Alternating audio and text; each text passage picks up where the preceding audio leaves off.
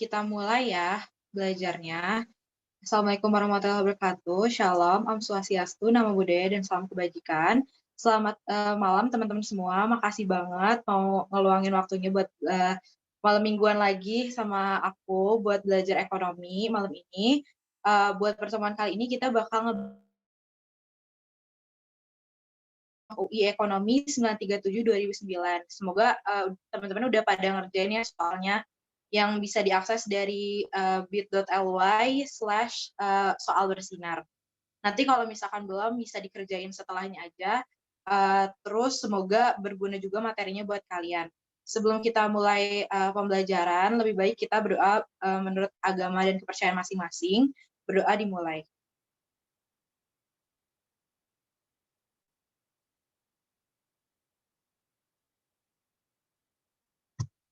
Selesai.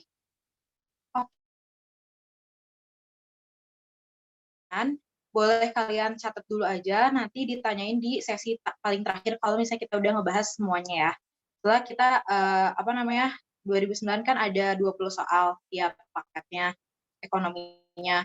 Jadi pembahasan bakal panjang, semoga nggak pada bosan dan jenuh ya. Oke, kita mulai aja ya.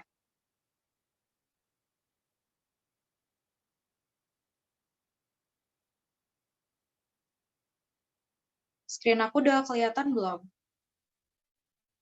Udah, Kak. Sudah. Oke, kita mulai ya. Jadi hari ini kita bakal bahas 937/2009, terutama di ekonomi, karena emang kita lagi bahas ekonomi. Nah, yang nomor 1 ini, seorang pengusaha bermaksud untuk memperluas usahanya dengan cara membuka beberapa cabang dan bidang usaha. Motif ekonomi yang mendorong pengusaha tersebut berupa, nah kita harus tahu di motif ekonomi itu apa sih sebenarnya pengertian dari motif ekonomi. Sebenarnya soal kayak gini udah ada di kode 917/2009, tapi mereka beda jenis soal. Kalau yang di 917 pakai yang sebab akibat, kalau di sini diubah bentuknya jadi pilihan ganda gitu.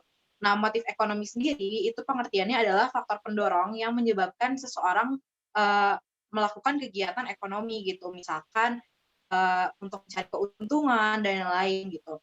Nah, si pengusaha yang di nomor 1 ini, dia itu memperluas usahanya dengan cara membuka beberapa cabang dan bidang usaha. Jadi bukan cuma cabang usahanya doang yang dibanyakin, tapi juga bidang usahanya. Misalkan nih contohnya ya, kalau misalkan beberapa cabang, dia misalkan jualan geprek, tapi gepreknya ada di cabang A, cabang B, cabang C, dan seterusnya. Tapi kalau bidang usaha, itu dia berarti jenis usaha yang lain. Misalkan dia jualan baju, dia jualan sepatu, dan lain-lain. Berarti dia bidang usahanya diperluas. Nah, motif ekonominya apa? Apa yang mendorong dia itu untuk memperluas cabangnya dan bidang usahanya. Udah pasti kalau misalnya seorang pengusaha, motif ekonominya itu untuk mencari keuntungan. Nah, jawaban paling tepat dari opsi A sampai E itu adalah opsi A.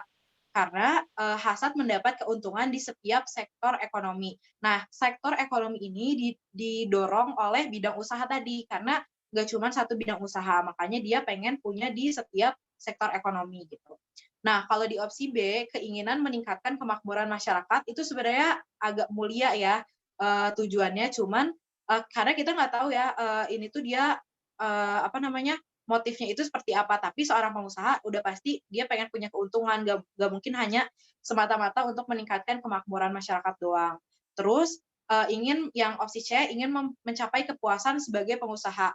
Nah, sebenarnya agak aneh juga ya kalau misalnya seorang pengusaha itu dia berjualan hanya untuk mencapai kepuasan doang. Pasti dia keuntungan dulu. Nah, keuntungannya itu yang menjadi kepuasannya gitu. Jadi yang lebih tepat itu yang A. Terus yang opsi D, ingin menciptakan lapangan pekerjaan. Nah, ini juga sama kayak yang di opsi B, kemakmuran masyarakat. Itu mungkin kayak dampak lanjutannya dengan adanya sektor ekonomi yang meluas, berarti ada kemakmuran masyarakat dan lapangan pekerjaannya yang meluas. Tapi itu cuman dampak lanjutan, bukan faktor pendorong. Terus yang opsi E, keinginan memperoleh penghargaan masyarakat. Nah, agak aneh juga kalau misalkan bikin usaha itu untuk mencapai memperoleh penghargaan. Kalau misalnya memperoleh penghargaan itu biasanya bikin penelitian dan yang lain gitu. Semoga sampai sini belum bingung ya, karena ini masih teori banget. Sekarang kita lanjut ke nomor 2. Nah, nomor 2 ini hukum Gosen 2 menjelaskan tentang bagaimana seorang konsumen titik titik titik. Nah, hukum Gosen 2 ini dia tuh termasuk ke dalam teori perilaku konsumen. Makanya di sini dia bilang seorang konsumen gitu, karena ini termasuk ke dalam teori perilaku konsumen. Nah, untuk di hukum Gosen 2 sendiri, itu tuh adalah menganalisis kepuasan dari dua jenis barang. Dan konsumen itu cenderung untuk berusaha mencapai kepuasannya gitu. Itu di hukum Gosen 2 gitu ya. Berarti kita tinggal lihat aja nih dari opsi-opsinya yang mana yang memenuhi pengertian dari hukum Gosen 2 yang menganalisis kepuasan dua jenis barang. Yang opsi A itu membagi barang tertentu untuk berbagai kebutuhan. Nah, hukum Gosen 2 ini nggak membagi barang karena dia itu menganalisis kepuasan dua jenis barang. Jadi misal jenis barang A dan jenis barang B itu analisis kepuasannya itu kayak gimana gitu. Nah, jadi nggak dibagi. Jadi opsi A itu salah. Opsi B memilih salah satu itu juga salah karena kan malah analisis kepuasan dua jenis barang, nggak cuma satu, nggak harus milih gitu. Nah, terus yang opsi D memilih ke kualitas barang-barang yang memuaskan itu juga salah karena untuk mencapai kepuasan di hukum Gosen 2 itu tadi dua jenis barang, bukan cuma kualitasnya doang, tapi bisa juga dari harganya dan lain-lain. Terus opsi E menentukan nilai barang yang paling memuaskan. Nah, itu juga salah juga, kurang tepat sebenarnya bukan salah. Tapi kurang tepat karena yang opsi C itu lebih tepat, mengalokasikan pendapatannya untuk berbagai barang dan yang menghasilkan kepuasan maksimum. Kenapa yang C lebih tepat, lebih pas? Itu karena di hukum Gosen 2 itu ada dua kurva. Nih kurvanya. Ada yang indifference curve dan ada yang budget line. Kalau yang indifference curve itu dia yang menganalisis dua jenis barang nih ya, ada jenis barang A dan B untuk kepuasan yang sama. Jadi menghasilkan kepuasan yang sama jenis barang A dan B gitu, kombinasinya. Sedangkan kalau yang budget line itu kepuasan kombinasi barang A dan B yang membutuhkan biaya yang sama. Jadi kalau di budget line itu lebih fokus ke biayanya. Kalau misalkan in the difference curve itu dia kaitannya sama kepuasan yang sama gitu. Makanya yang opsi C lebih alokasikan pendapatannya, berarti itu hubungannya sama budget line untuk berbagai barang karena ada barang A dan barang B, dan yang menghasilkan kepuasan maksimum. Karena tadi tujuan konsumen adalah untuk mencapai kepuasan. Gitu. Makanya yang opsi C paling tepat. Oke, kita lanjut ya.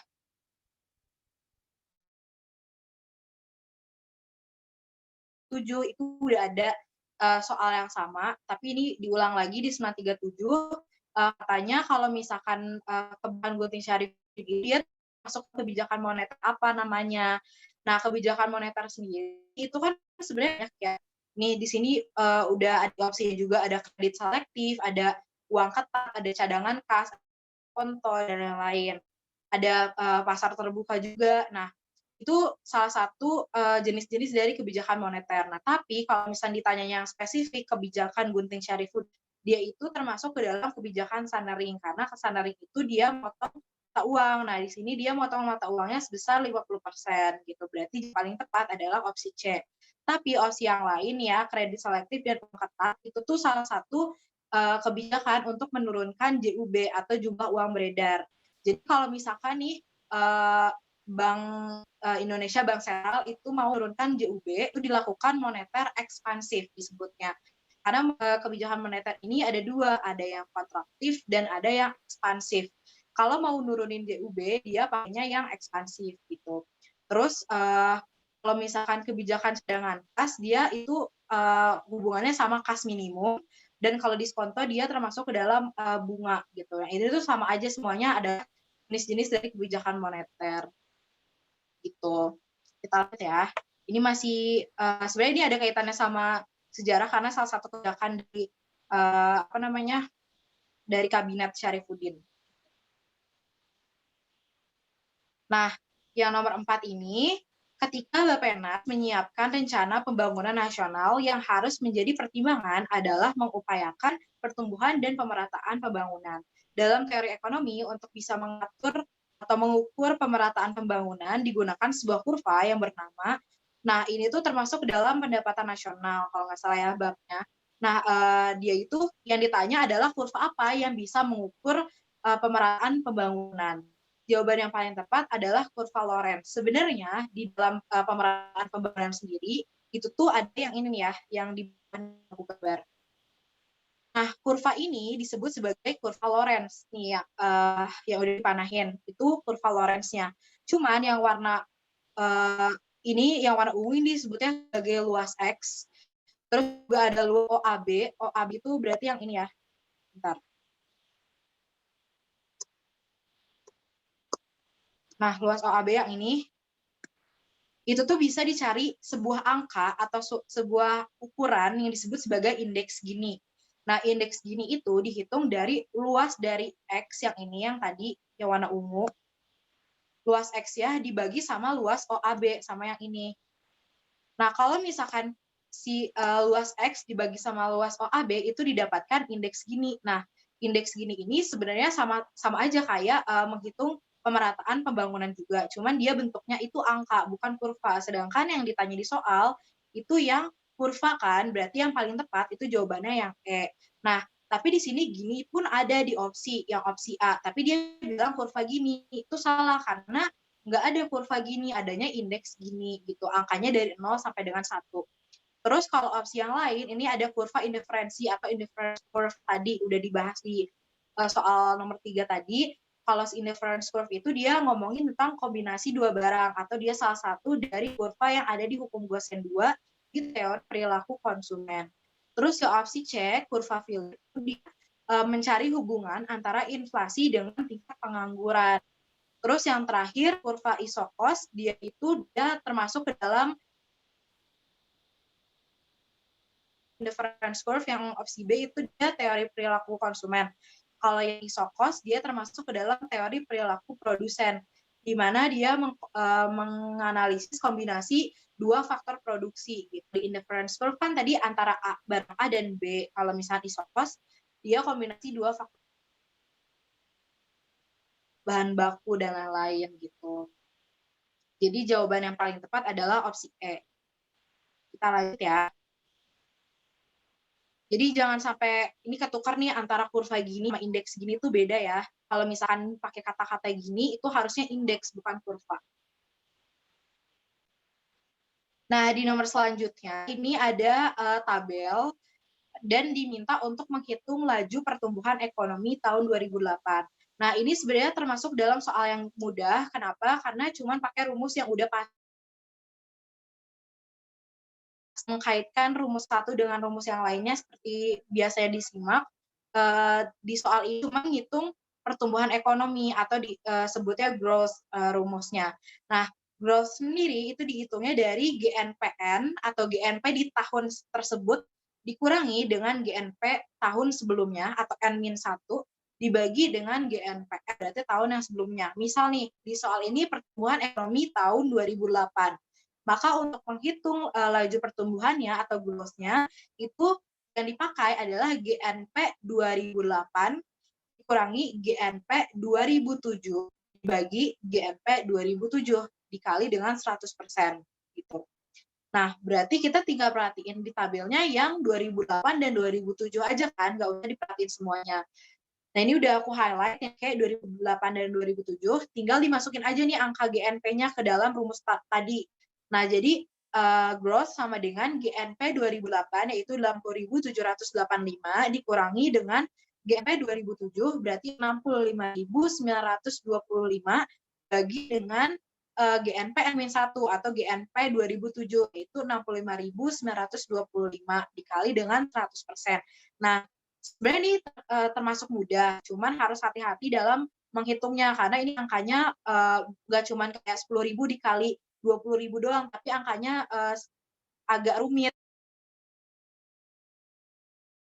Ada dikurangin 80.785 dikurangi 65.925 itu hasilnya adalah 14.860 dibagi dengan 65.925 dikali dengan 100%. Itu hasilnya jadi 22,54%. Jadi jawabannya yang paling tepat adalah yang B gitu. Sebenarnya ini gampang, cuman hati-hati di hitungannya aja. mungkin taktiknya adalah sering-sering latihan soal, kalau buat soal yang kayak gini, karena ini hitungannya, lebih ke matematisnya, gitu. Lanjut ke nomor tentang, definisi marginal utility. Nah, kita harus tahu dulu nih marginal utility itu apa sih sebenarnya. Kalau kalian udah ketemu sama, kata-kata utility, itu sebenarnya udah ada kaitannya sama teori perilaku konsumen. Karena utility sendiri artinya adalah kepuasan. Kepuasan udah pasti datangnya dari konsumen, bukan dari produsen. Makanya marginal utility akan dikaitkan dengan pertambahan kepuasan dari konsumennya. Nah, marginal sendiri itu artinya adalah tambahan gitu. Nah, berarti kita tinggal nih dari opsi A sampai E itu yang mana yang termasuk ke dalam sudut pandang konsumen. Sebenarnya udah pasti jawabannya itu yang E ini, oh ya belum digaris ya. Udah pasti jawabannya yang E. Kenapa? Karena opsi A sampai opsi D itu ngomongin tentang penjual atau ngomongin tentang produsen. Harusnya dia bukan utility gitu. Kenapa? Karena nih ya, lihat di opsi A, manfaat keseluruhan dari hasil penjualan. Kata kunci keseluruhan aja udahlah. Kenapa? Karena marginal. Harusnya cuma tambahan, bukan keseluruhan. Jadi keseluruhan itu udah pasti salah. Dari hasil penjualan datangnya dari produsen. Berarti harusnya teori perilaku produsen, bukan konsumen. Berarti A salah. Opsi B, ini tangannya benar, tapi dia itu ngomongin tentang penerimaan dan penjualan. Itu balik lagi ke produsen. Terus opsi C, tambahan benar, tapi biaya dan output itu datangnya dari produsen. Berarti C salah juga. Opsi E, tambahannya benar, tapi penerimaan dan output itu datangnya dari produsen. Jadi opsi D salah lagi. Jadi yang paling tepat adalah yang E, karena E itu manfaat tambahannya benar marginal, yang bertambahnya 1 unit barang yang dikonsumsi. Nah, ini udah kelihatan kalau ini adalah teori perilaku konsumen gitu. Jadi kalau misalnya ngerjain soal jangan terlalu dipusingin, lihat dulu aja opsinya yang kira-kira salah dari pengertian itu apa, tinggal dicoret-coret dulu, nanti pasti ketemu jawabannya apa. Kita lanjut ke nomor 7. Nah, nomor 7 ini juga sering banget udah keluar di 917 dan di 927 juga. Nah, dia itu menghitung, mencari average variable cost atau AVC, atau ya AVC itu berarti variable cost yang berubah-ubah gitu ya. Tapi dia nyari rata-rata average, bukan variable cost doang. Di soal ini, suatu perusahaan memproduksi 7 unit output. 7 unit output ini termasuk ke dalam quantity atau simbolnya, dengan average total cost atau disingkat ATC atau AC itu sebesar 15.000. Agar mampu berproduksi, perusahaan harus mengeluarkan fixed cost atau FC sebesar 35.000. Maka besarnya average variable cost adalah, nah ini tuh agak sulit karena sebenarnya rumusnya produksi. Makanya aku tuh punya cara cepat nih, cara cepatnya ini.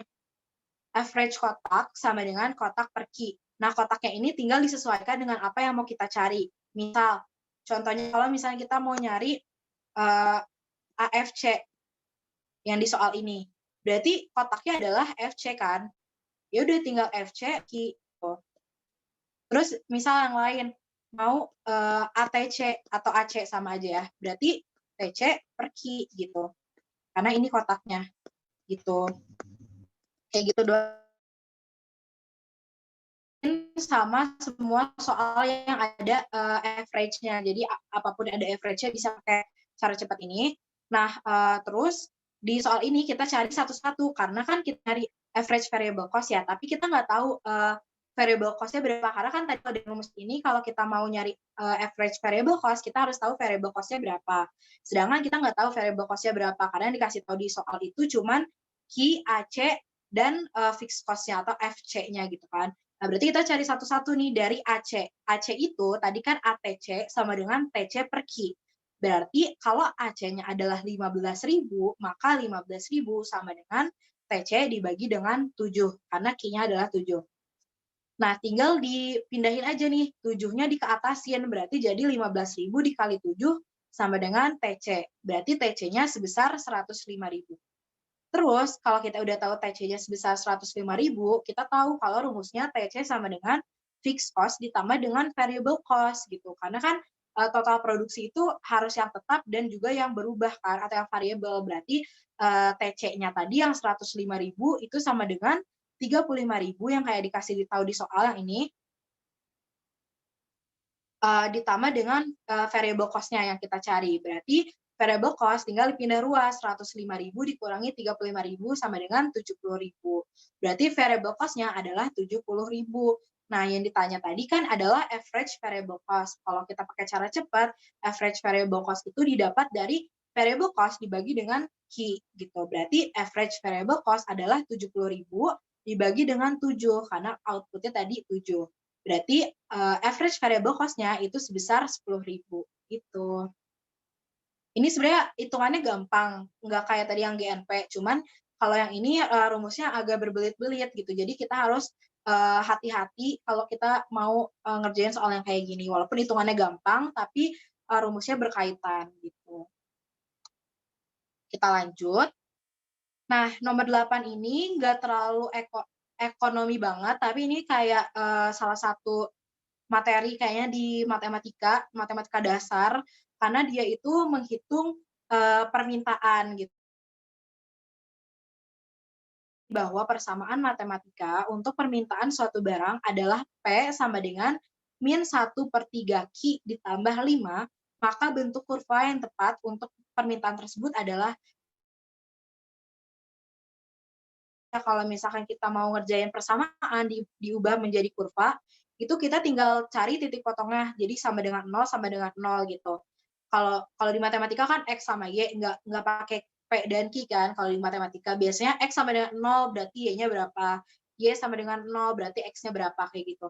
Nah, ini berlaku juga di rumus ini, di soal ini, tapi bedanya pakainya P dan Q, bukan pakai X dan Y gitu. Jadi tinggal dimasukin aja di P sama dengan 0, maka Q-nya berapa. Kalau misalkan P sama dengan 0, berarti ya tinggal dimasukin ke dalam P sama dengan 1/3 Q plus 5 ini. Berarti kan P-nya sama Q-nya itu adalah negatif, kita bisa pindahin ruasnya ke kiri. Berarti jadinya 1/3 Q sama dengan 5. Nah, berarti kalau 1/3 Q sama dengan 5, Q-nya bisa 3-nya kita pindahin ke kanan. Naik ke atas, kalau misalkan dia pembagian jadinya kali. Berarti Q sama dengan 15 gitu. Nah, terus Q-nya sama dengan 0. Kalau misalnya Q-nya sama dengan 0, berarti min 1/3-nya kita langsung coret aja. Karena kan itu sama dengan 5 gitu. Semoga nggak bingung ya, karena ini masih matematika dasar. Nah, kalau misalnya kita udah dapat nih, tadi kalau P0 berarti Q-nya berapa, Q0 P-nya berarti berapa. Nah, kita dapat nih kalau misalnya Q-nya itu 15 dan 5. Kita tinggal lihat dari kurvanya. Nah, tinggal cari aja yang P-nya itu sama dengan 5 dan yang Q-nya sama dengan 15. Terus opsi C itu dia 5 dengan 5, itu juga salah. Opsi D itu dia min 15 sama 3, itu udah pasti salah juga karena nggak minus kan tadi kita dapatnya. Terus yang terakhir itu 15 dengan 3, benar. Tapi dia itu lurus kurvanya, harusnya kan nggak gini kan, gitu lah. Karena kan ini kalau misalkan horizontal harusnya nggak ada 3-nya dong, nggak ada hubungannya, berarti dia cuma gini doang. Sedangkan kurva permintaan itu udah pasti kayak gini gitu, harus turun dari kiri atas ke kanan bawah. Berarti yang opsi E salah. Jadi yang paling tepat adalah yang B gitu, 15 dengan 5. P-nya itu tadi P-nya benar 5 nih yang udah didapat dari rumus persamaan dan Q-nya sama dengan 15. Jadi yang opsi B paling tepat gitu. Semoga sampai sini belum bingung ya. Nah, oke, kita lanjut ke nomor 9. Nah, nomor 9 ini soal akuntansi yang biasanya kayak banyak yang ngeluh soal-soal akun. Sebenarnya soal akun tuh nggak terlalu susah, cuman harus teliti karena banyak detail-detail data yang kadang suka kelewat gitu. Nah, di soal ini berikut adalah transaksi PT Sunyi Senyap yang terjadi pada tahun 2007. Jika diketahui posisi kas pada tanggal 1 Januari, maka hitunglah posisi kas pada 30 Juni 2007 atau di akhir periode. berdasarkan transaksi tersebut di atas, gitu kan. Nah, berarti kita harus cek nih satu-satu dari tiap transaksi yang ada di tahun 2007.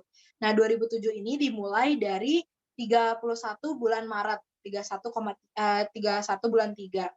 Nah, di 31 bulan 3 itu terjadi pembelian persediaan senilai 12 juta dengan syarat 2/10 N/45. Nah, pembelian ini dilakukan secara kredit. Kenapa tahu secara kredit? Karena ada syarat. Kalau misalnya ada syarat kayak gini nih, ada 2/10 N/45, ada 5/15 N/30 dan lain-lain. Pokoknya kalau ada syarat itu berarti pakainya kredit. Kalau misalkan bayarnya pakai tunai, dia 2/10 N/45 ini tuh apa? 2/10 itu adalah potongan atau kita sebagai pembeli bisa dapat potongan sebesar 2% yang angka di atasnya nih, 2% kalau dibayarnya maksimal 10 hari. Berarti kalau kita bayarnya 11 hari, itu kita nggak dapat potongan 2%. Kalau kita bayarnya 3 hari, kita dapat potongan 2% gitu. Dan N/45 ini adalah batas maksimum dari pembayarannya. Jadi kalau misalkan nih udah tadi 11 hari, itu masih tetap bisa dibayar walaupun nggak dapat potongan karena dia itu batas pembayarannya 45 hari.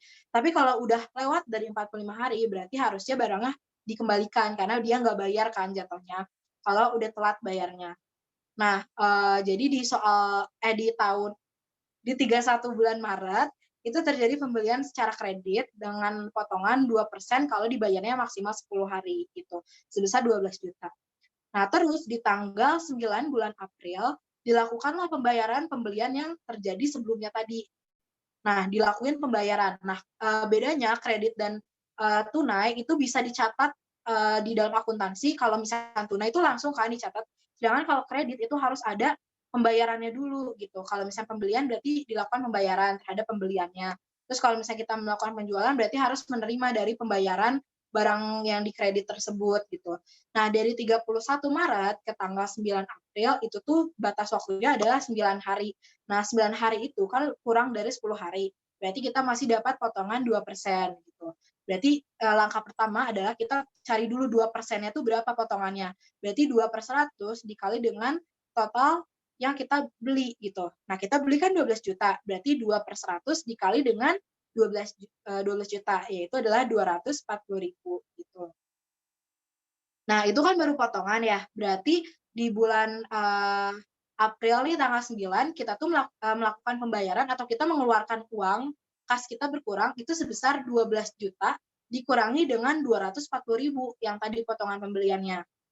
Terus di tanggal 20 bulan 4 itu dilakukan penjualan sebesar 15 juta, tapi dia dengan syarat, berarti dia termasuk ke dalam penjualan kredit, secara kredit maksudnya. Nah, kalau misalkan penjualan kredit, berarti kita baru bisa dihitung posisi kasnya kalau udah menerima uang. Nah, di tanggal tanggal 20 bulan 5 udah diterima uangnya, berarti bisa dihitung gitu. Berarti yang 15 juta ini menambah uang kas kita kan, karena penjualan itu menambah kas. Terus lanjut di tanggal 30, kita melakukan pembelian persediaan secara tunai, berarti langsung mengeluarkan uang, berarti kas kita berkurang 5 juta.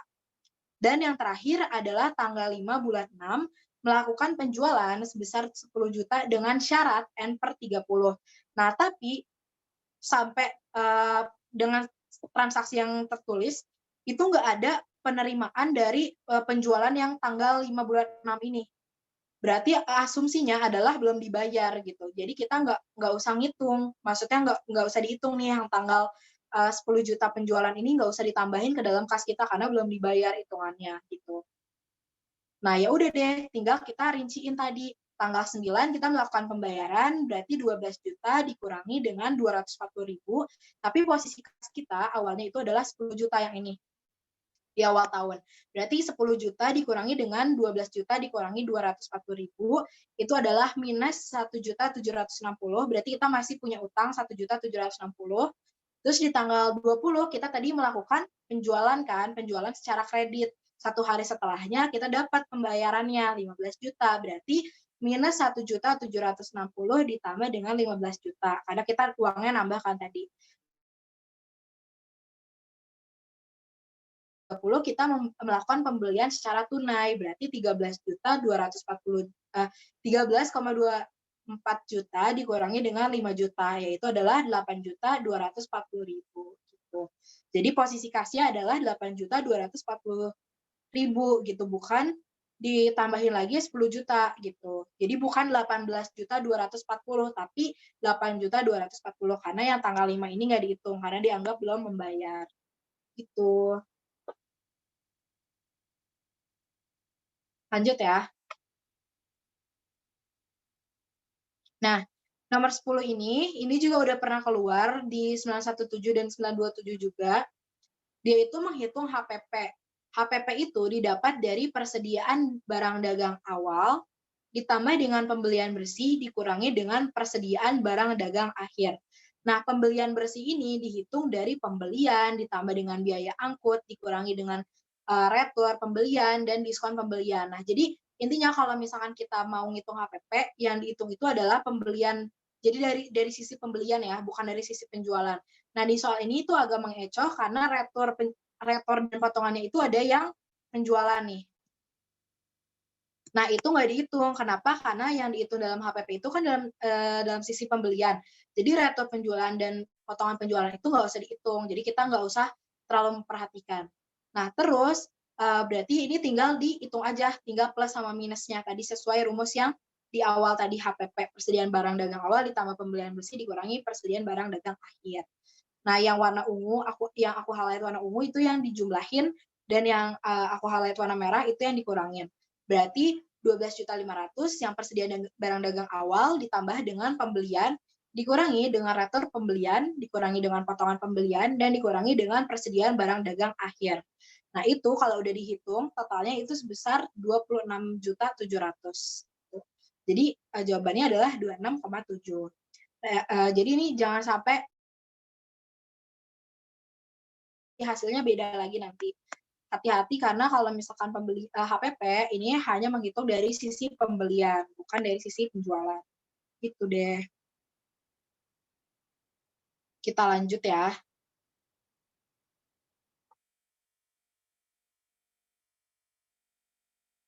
Bentar.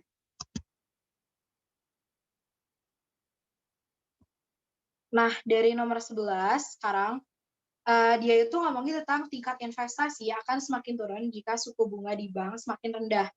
Nah, ini tuh berarti hubungan antara investasi dengan suku bunga kan. Kalau misalkan investasi itu tuh akan meningkat kalau misalkan suku bunganya rendah. Kenapa? Kalau misalnya suku bunganya rendah, orang itu akan cenderung nggak mau nabung karena kayak ngapain gua nabung, kan suku bunganya rendah gitu. Makanya orang akan tertarik untuk investasi. Maka tingkat investasi itu akan semakin meningkat kalau suku bunganya rendah. Nah, tapi di pernyataan yang di atas itu bilang kalau tingkat investasi itu akan semakin turun jika suku bunga di bank semakin rendah. Nah, itu salah. Karena harusnya kalau misalnya tingkat investasinya turun, itu jika suku bunganya malah meningkat gitu. Karena kan kalau misalnya suku bunganya meningkat, orang akan cenderung menabung ke bank kan. Nah, kalau misalnya menabung ke bank, berarti tingkat investasinya semakin turun gitu. Nah, yang di pernyataan bawah, tingkat pertumbuhan ekonomi sangat ditentukan oleh tingkat investasi. Nah, itu juga benar. Kenapa? Karena di dalam pertumbuhan ekonomi itu ada 3 pendekatan. Mungkin kalau udah yang ikut dari kelas yang sebelumnya, kalau misalnya pertumbuhan ekonomi itu ada 3 pendekatan, penerimaan, dan juga produksi. Nah, kalau misalnya investasi itu termasuk ke dalam salah satu komponen pendekatan pendapatan atau penerimaan. Makanya investasi ini menentukan pertumbuhan ekonomi. Makanya yang bawah benar. Yang atasnya salah, makanya jawabannya adalah D. Nah, soal kayak gini juga berkaitan sama yang di nomor 12, karena dia ngomongin tentang tingkat bunga dan investasi lagi. Yang di pernyataan atas, dia bilang kalau apabila tingkat bunganya turun, berarti orang nggak mau nabung ya, karena tingkat bunganya turun. Maka masyarakat akan memilih investasi. Nah, ini benar. Kenapa? Karena kalau misalnya bunganya turun, orang akan lebih memilih investasi. Nah, kenapa sih sebenarnya alasannya kenapa berbanding terbalik antara tingkat bunga dengan tingkat investasi? Nah, itu tuh ternyata ada rumusnya. Rumusnya itu adalah marginal efficiency capital atau FEC. Nah, itu tuh rumusnya adalah R per P. Nah, R ini adalah tingkat pengembalian modalnya, sedangkan P-nya itu adalah modal yang ditanam. Jadi semakin besar pengembalian modal, berarti semakin besar juga MEC-nya. Nah, semakin tinggi MEC, orang akan lebih tertarik untuk investasi gitu. Berarti kalau misalkan MEC-nya lebih tinggi dibandingkan tingkat bunga, maka investasi akan lebih menguntungkan. Makanya orang akan lebih tertarik untuk investasi. Nah, di soal 12 ini hubungannya berhubungan gitu antara pernyataan yang atas dan bawah, karena yang bawah itu adalah alasan mengapa pernyataan yang di atas ini benar gitu. Kenapa sih bunga turun itu investasi naik? Karena MEC yang lebih tinggi dibandingkan dengan tingkat bunga itu lebih menguntungkan gitu. Makanya orang lebih memilih untuk investasi gitu. Jadi yang nomor 12 adalah A jawabannya. Sekarang kita lanjut. Nah, nomor 13, kenaikan pendapatan akan meningkatkan permintaan terhadap barang normal. Nah, kalau misalkan ada barang normal, itu berarti udah aja langsung kaitin sama hukum permintaan dan penawaran. Nah, tapi di soal ini kan dia ngomongin tentang meningkatkan permintaan kan, berarti dari sudut konsumen. Nah, sekarang kita lihat, kalau kita punya uang lebih banyak, berarti akan meningkatkan permintaan kita kan terhadap suatu barang. Berarti ini tuh benar pernyataannya bahwa kenaikan pendapatan akan meningkatkan permintaan. Nah, kenaikan pendapatan sendiri itu salah satu komponen dari faktor yang menggeser ke kanan kurva permintaan. Nah, kalau misalkan menggeser ke kanan, berarti permintaannya itu akan meningkat. Berarti pernyataan yang atas ini benar gitu. Nah, yang bawah, kenaikan pendapatan akan menurunkan permintaan terhadap barang given. Nah, barang given ini itu tuh barang yang kalau misalnya harganya naik, itu kuantitinya akan naik. Jadi semakin mahal barangnya, uh, iya pembahasannya bakal di-share kok nanti di sosial medianya Bersinar dan ada di YouTube juga. Nah, terus tadi kalau barang given itu tuh kalau harganya makin tinggi, maka kuantitasnya semakin banyak. Kalau misalkan harganya makin rendah, itu kuantitinya akan semakin sedikit juga orang yang beli. Nah, contohnya apa barang given itu tuh contohnya adalah barang bekas. Karena semurah-murahnya barang, kualitasnya kan, kalau misalnya barang bekasnya ini semakin murah, kita mikir kayak, oh berarti kualitasnya makin jelek gitu, karena harganya makin rendah. Nah, itu salah satu contoh dari barang given. Kalau misalnya harganya makin meningkat, kuantitas orang mau beli juga semakin banyak gitu, karena anggapannya kualitasnya lebih baik gitu. Nah, di barang given ini, dia itu nggak dikaitin sama pendapatan. Kenapa? Karena barang given ini tidak berhubungan dengan pendapatan, tapi berhubungannya sama ya tadi harganya dan kuantiti barangnya sendiri gitu. Jadi yang bawah itu pernyataannya salah, karena yang bawah dia bilang kalau kenaikan pendapatan akan menurunkan permintaan. Harusnya kalau misalkan mau menurunkan permintaan barang given, itu harusnya harganya yang diturunin, karena semakin harganya turun, semakin sedikit permintaan dari barang given tersebut gitu. Jadi kaitannya bukan sama pendapatan, makanya yang bawah itu salah. Nah, kalau yang atas benar, yang bawah salah, itu jawabannya adalah C. Gitu. Kita lanjut ya, nomor 14. Nah, nomor 14 ini, kepuasan konsumsi bernilai negatif. Nah, pernyataan ini itu tuh diatur dalam teori perilaku konsumen.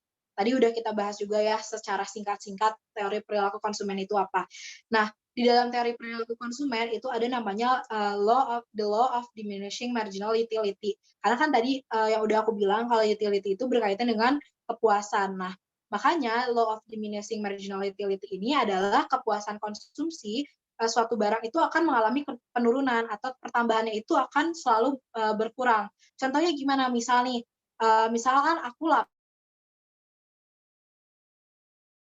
marginal utility, semakin banyak aku makan, kepuasannya itu semakin menurun karena kan jadi begah gitu kan, jadi terlalu kenyang, jadinya nggak puas.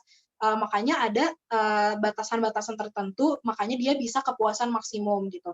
Tapi kalau terus-terusan makan terus, itu kan jadinya nggak puas. Makanya kepuasan konsumsinya itu bisa mengalami penurunan atau bahkan bisa bernilai negatif. Bernilai negatif itu misalkan muntah gitu, misalkan jadinya sakit perut gitu. Berarti dia bernilai negatif gitu contohnya. Berarti yang atas itu benar. Yang bawah, kepuasan maksimum terjadi pada saat kepuasan marginal sama dengan 0. Nah, ini juga benar karena di dalam teori perilaku konsumen itu ada MU atau marginal utility sama dengan 0 sama dengan turunan dari total utility-nya itu harus sama dengan 0 gitu. Itu untuk mencapai kepuasan maksimum. Berarti kalau misalnya di pernyataan bawah itu benar karena kepuasan maksimum itu didapat di saat sama dengan 0. Nih, kepuasan maksimum marginal itu adalah MU-nya nih yang ini. Harus sama dengan 0, makanya dia mencapai kepuasan maksimum. Nah, yang atas dan bawah ini benar, tapi nggak berhubungan karena bawah itu bukan alasan dari pernyataan yang di atas. Makanya jawabannya itu B, bukan A gitu. Lanjut ya. Nah, di nomor 15 ini, menaikkan giro wajib minimum adalah upaya Bank Sentral untuk mengurangi jumlah uang beredar. Nah, giro wajib minimum itu salah satu kebijakan moneter. Tadi yang kayak udah dibahas di soal-soal awal juga, kalau misalkan Bank Sentral itu dia punya kebijakan moneter. Kebijakan moneter ini salah satunya adalah giro wajib minimum atau cadangan kas minimum gitu. Nah, kalau nggak salah ini yang pernyataan atas udah sempat disinggung juga di soal kode 917 sama 927, cuman agak dibedain di pernyataan bawahnya. Nah, yang di bawahnya itu dia bilang kalau tugas Bank Sentral dalam Undang-Undang Nomor 23 sebenarnya dia nggak terlalu diperhatiin sih si undang-undang ini kayak nggak akan diperdulikan juga. Cuman yang harus difokusin itu adalah Bank Sentral dan kebijakan moneter. Nah, Bank Sentral itu punya kebijakan moneter, makanya yang pernyataan bawah ini benar. Nah, yang di atas itu dia bilang kalau menaikkan giro wajib minimum itu termasuk ke dalam kebijakan moneter kontraktif.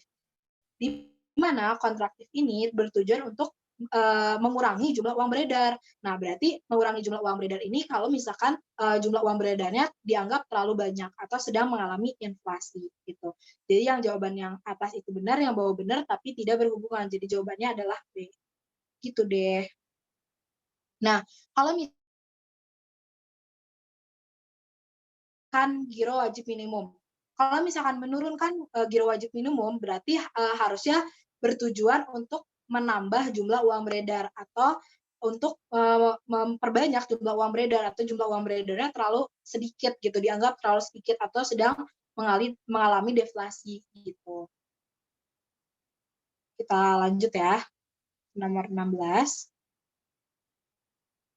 Nah, nomor 16 ini berikut adalah ekonomi yang termasuk ke dalam mazhab klasik. Nah, mazhab klasik ini sebenarnya di teoritis banget dan pengetahuan umum, tapi kalau misalkan kalian udah tahu nih mazhab klasik itu udah sempat dibahas juga di 917, kalau mazhab klasik itu dianutnya sama Adam Smith. Nah, berarti kalau opsi 3 benar, otomatis opsi 1 pun benar. Jadi 1, 3 udah pasti benar gitu. Kita tinggal tahu nih 2 dan 4, tapi ini masalahnya kita nggak tahu kalau misalkan kita nggak latihan soal atau kita nggak terlalu banyak membaca secara luas gitu. Nah, tapi di opsi 2 si Francois sebenarnya nggak tahu bacanya apa, tapi yang di opsi 2 itu dia itu termasuk ke dalam mazhab fisiokrat atau yang tanah gitu hubungannya. Sedangkan mazhab klasik itu dia hubungannya sama liberal atau mekanisme pasar. Nah, terus di opsi 4 Alfred Marshall sama juga sama klasik, cuma lebih modernnya aja gitu. Jadi jawabannya adalah 1-3 David Ricardo sama Adam Smith. Tuh. Saya ini kayak pengetahuan umum kalau misalkan nanti disimak dapat soal kayak gini terus gak tahu opsi 2 dan 2 dan 4-nya gak apa-apa buat diloncat aja karena takutnya minus kan kalau disimak. Nah, kita lanjut.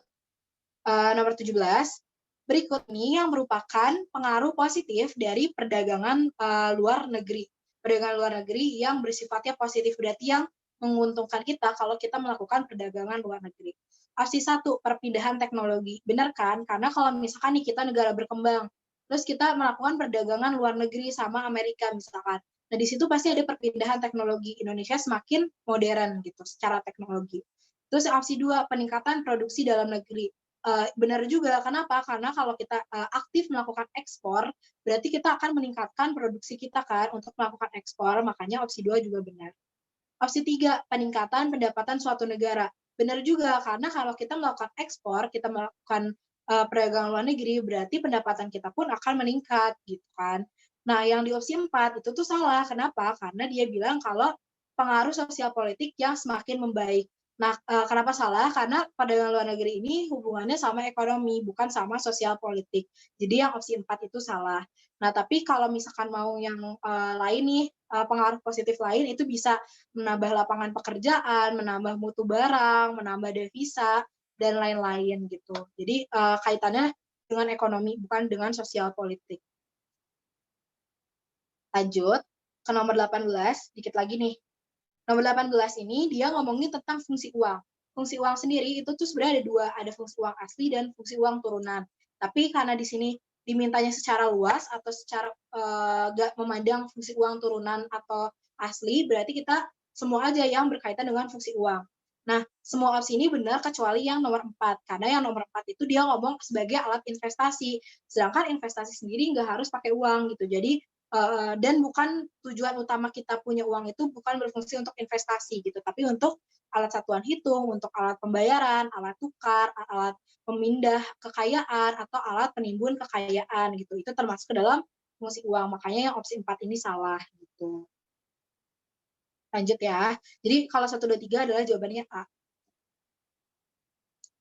2 soal terakhir. Nah, nomor 19 ini berkaitan dengan teori perilaku konsumen lagi nih. Nah, teori perilaku konsumen yang di nomor 19 ini, dia menghitung tingkat utilitas atau TU-nya. TU-nya itu adalah U sama dengan 9X kuadrat min X pangkat 3. Nah, ini agak kaget ya biasanya kalau misalkan anak IPS kan nggak biasa ya ngerjain soal-soal yang agak rumit-rumit hitungannya. Tapi kalau misalnya disimak itu emang hitungannya agak, ada beberapa soal yang hitungannya matematisnya agak sulit, tapi nggak terlalu juga sih sebenarnya, tinggal dimasukin aja angkanya. Nah, di soal ini tinggal dicek aja nih opsinya. Opsi 1, kepuasan maksimum pada saat gelas ke-6. Nah, kita mau cari nih kepuasan maksimum itu didapat dari apa? Nah, kepuasan maksimum itu tadi udah sempat dibahas juga di soal-soal tadi yang sebelumnya, ada TU aksennya itu harus sama dengan 0 atau turun TU-nya yang ini, yang 9X kuadrat. Nah, yang ini kita turunin. Nah, turuninnya tuh kayak gimana? Turuninnya itu kayak gini ya. Yang 2 diturunin ke bawah, berarti jadi 2 kali 9. Terus kan ini X-nya pangkat 2, berarti kalau turunan itu pangkatnya jadi berkurang 1, berarti jadinya X pangkat 1. Nggak usah dituliskan kalau X pangkat 1. Terus min X pangkat 3, berarti 3-nya turun lagi ke bawah, berarti 1 dikali 3 itu adalah 3, berarti min 3X pangkat 2, karena 3-nya dikurangi 1. Gitu. Semoga agak bingung, tapi itu ada di matematika turunan. Nah, jadi hasilnya itu adalah 18X, kalau misalnya 2-nya tadi diturunin ke bawah, berarti jadi 18X, dikurangi dengan min 3, karena 3-nya turun ke bawah, min 3X pangkat 2 sama dengan 0. Karena TU aksennya harus sama dengan 0. Nah, kalau kita udah dapat nih 18X min 3X pangkat 2 sama dengan 0, kita tinggal keluarin aja X-nya. Ini matematis banget sih sebenarnya. Nah, dikeluarin itu, ini kan di sini kan ada X dan ada X. Kita bisa keluarin ke sini, sisanya jadi 18 min 3X. Karena kan tadi 18X-nya ini kan cuma 1. Nah, karena X-nya udah di depan, berarti 18-nya jadi 0. Terus tadi karena ini X-nya pangkat 2, terus X-nya udah 1 dikeluarin, makanya sisanya 1. Gitu.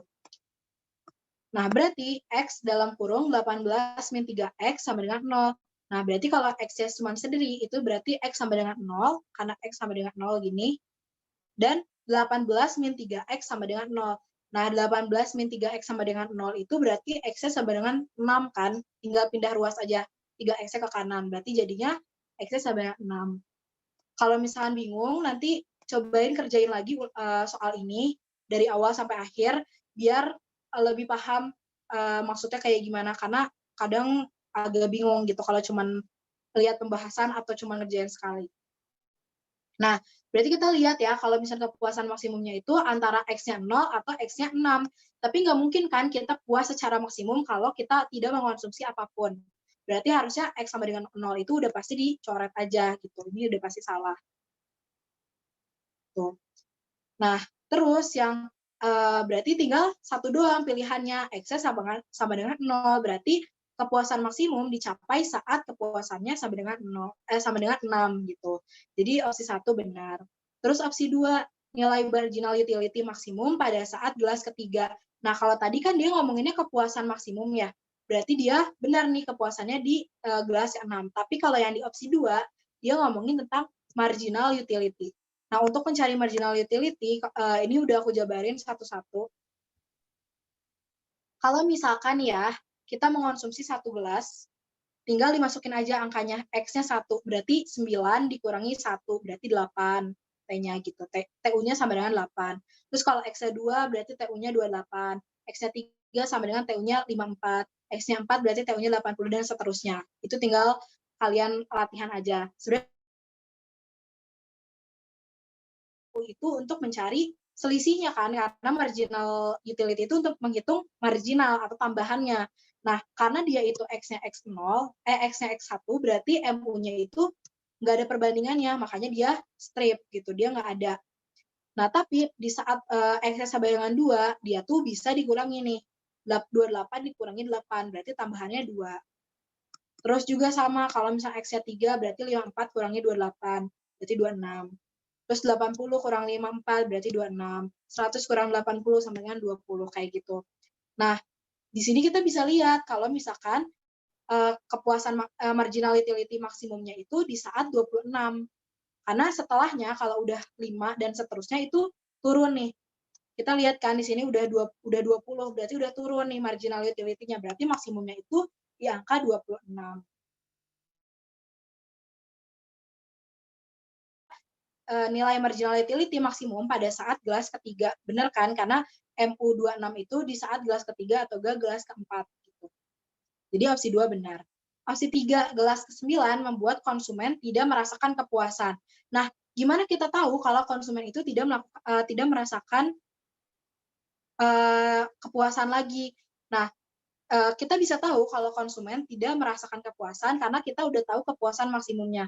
Nah, tadi kan di opsi 1 kan kepuasan maksimumnya itu di gelas ke-6. Berarti di gelas ke-7, gelas ke-8, gelas ke-9, dan seterusnya, itu udah turun terus kan. Nah, gelas ke-9 ini dia tidak merasakan kepuasan lagi gitu, karena kepuasan maksimumnya udah di gelas ke-6. Di seterusnya dia udah tidak mengalami kepuasan lagi, udah kembung gitu. Dia minum es teh manis 9 gelas kan kayak enak juga kan. Nah, terus lanjut ke opsi terakhir, total utility pada saat gelas ke-10 bernilai negatif. Nah, kalau misalnya kita mau nyari total utility-nya, tinggal masukin lagi aja X-nya sama dengan 10 ke rumus yang ini, yang 9X kuadrat min X pangkat 3. Nah, X-nya sama dengan 10, berarti 9 dikali 10 pangkat 2 dikurangi 10 pangkat 3, gitu. Atau 900 dikurangi 1000. Hasilnya adalah minus 100. Nah, kalau udah minus 100, berarti dia sudah mengalami kepuasannya, total utility-nya udah negatif gitu kan. Karena dia udah di gelas 10 udah muntah kali ya, kayak minum es teh manis 10 gelas gitu. Makanya dia bernilai negatif gitu. Kalau misalkan masih kayak hah gitu, masih kayak apaan, kalian kerjain lagi aja ulang ini, karena ini juga kan bakal ada recording-nya, jadi bisa ditonton ulang lagi gitu pembahasannya. Lanjut ya ke nomor terakhir. Nah, nomor terakhir ini nggak terlalu susah, cara-cara yang bisa ditempuh untuk meningkatkan ekspor. Jadi kita fokus ke hal yang bisa meningkatkan ekspor dari opsi 1 sampai dengan opsi 4. Opsi 1, menaikkan bea ekspor. Nah, bea ekspor ini kan kayak pajak gitu kan. Jadi kalau misalkan bea ekspornya itu dinaikin, berarti kita bakal bayarnya lebih mahal kalau kita mau ngelakuin ekspor. Kalau misalkan kita mau ngelakuin ekspor, kita dapat pajak gede, kita pasti nggak mau kan ngelakuin ekspor, kayak ngapain juga kita ekspor, orang bea-nya itu tinggi gitu. Makanya ekspornya malah akan menurun gitu kalau dinaikin bea ekspornya. Berarti opsi 1 itu udah pasti salah. Opsi 2, mengadakan devaluasi. Nah, devaluasi itu pengertiannya adalah penurunan nilai tukar rupiah oleh pemerintah, karena dia belakangannya valuasi berarti sama pemerintah. Nah, berarti dengan dituruninnya mata uang rupiah sama pemerintah kan mata uang rupiahnya jadi rendah ya dibandingin sama dolar misalkan. Nah, berarti orang asing itu akan merasa lebih murah kalau beli barang kita. Berarti mereka bakal banyak beli barang kita karena murah gitu mata uang kitanya. makanya ekspornya bakal meningkat. Terus yang di opsi 3, mengetatkan aturan ekspor. Kalau misalnya aturan ekspornya makin ketat, ya kita nggak mau juga dong buat ekspor, karena kan sulit untuk melakukan ekspor, karena aturannya ketat gitu, jadinya ekspornya akan menurun. Berarti opsi 3 salah juga. Nah, opsi 4, memberikan subsidi kepada eksportir. Eksportir itu adalah orang yang melakukan ekspor. Nah, kalau misalkan diberikan subsidi, berarti orang bakal tertarik untuk melakukan ekspor, karena ya ada subsidi dari pemerintah gitu buat kita-kita yang para eksportir gitu. Jadi untuk meningkatkan ekspor itu bisa dilakukan devaluasi dan bisa juga diberikan subsidi. Sebenarnya bisa juga diturunin biaya ekspornya, atau bisa juga nggak diketatin lagi aturannya, lebih dipermudah untuk ekspor. Itu kan bisa mendorong ekspor gitu. Udah sih pembahasannya cuma segitu aja. Kalau misalkan ada yang mau nanya boleh on mic atau di chat juga boleh.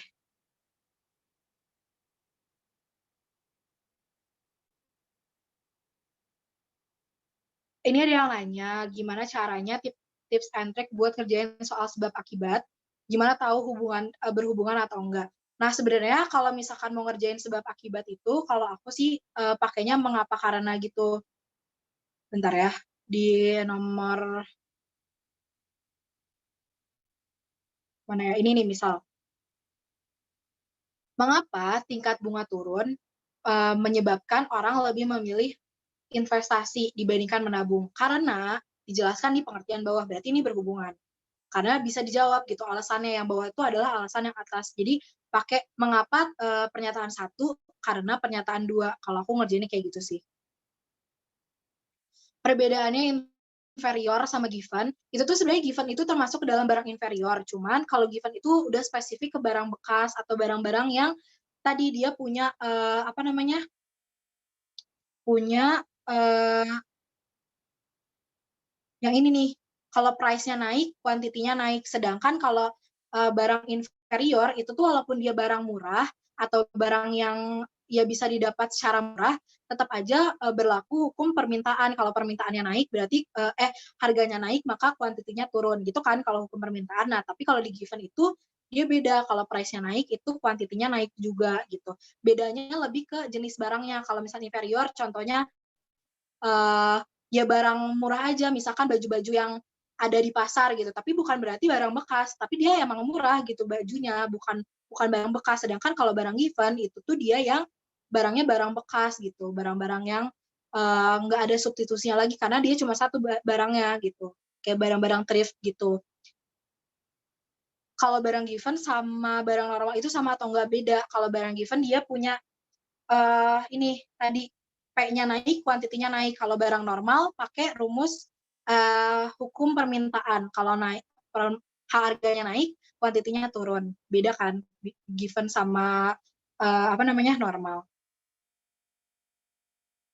Kalau rumus HPP kan ada biaya angkut. Nah, kalau di soalnya nggak ada sama atau beda?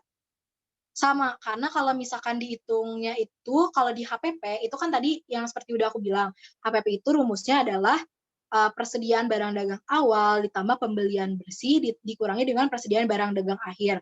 Nah, pembelian bersihnya itu dihitung dari pembelian ditambah dengan biaya angkut pembelian, bukan biaya angkut penjualan ya, biaya angkut pembelian dikurangi dengan retur pembelian dan juga potongan pembelian. Jadi kalau misalkan di soalnya ada biaya angkut pembelian berarti dihitung, tapi kalau nggak ada biaya angkut pembelian, ya nggak apa-apa, nggak usah. Tapi kalau, di soalnya adanya biaya angkut penjualan, jangan dihitung, karena yang dihitung itu adalah yang pembelian, gitu. MEC itu apa? MEC itu untuk melihat hubungan antara investasi tadi, tingkat efisiensi dari, kapital atau penanaman modal gitu. Jadi menghitung seberapa seberapa efisien kalau kita menanamkan modalnya. Berarti modal, apa namanya, investasi, bukan bank, bukan bunga, gitu.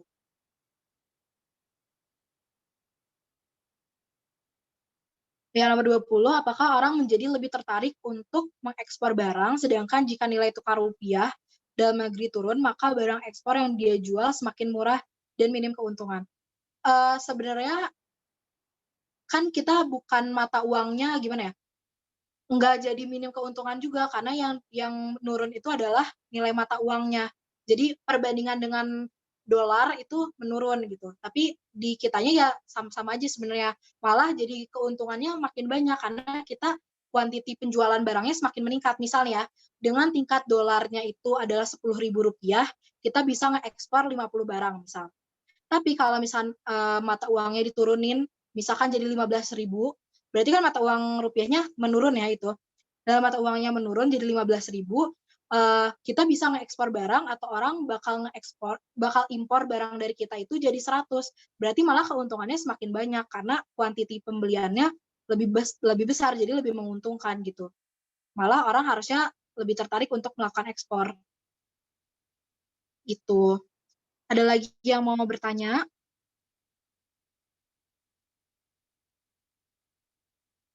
Tadi udah nanya juga lebih worth it, materi dulu atau bahas soal. Kalau menurut aku materi dulu, tetap harus materi, base-nya dulu kita tahu secara dasar, nanti baru latihan soal gitu. Tapi kalau jangan jangan sampai mepet juga, jadi jangan kayak baru sebulan baru latihan soal gitu, jangan. Jadi kayak tetap diatur-atur aja waktu time management-nya kayak gimana biar, efisien gitu antara materi sama bahas soal.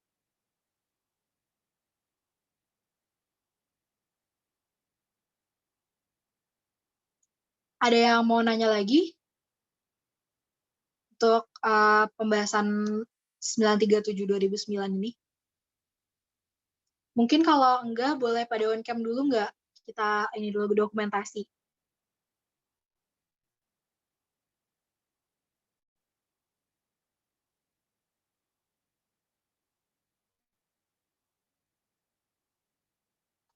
Ini aku stop share screen ya.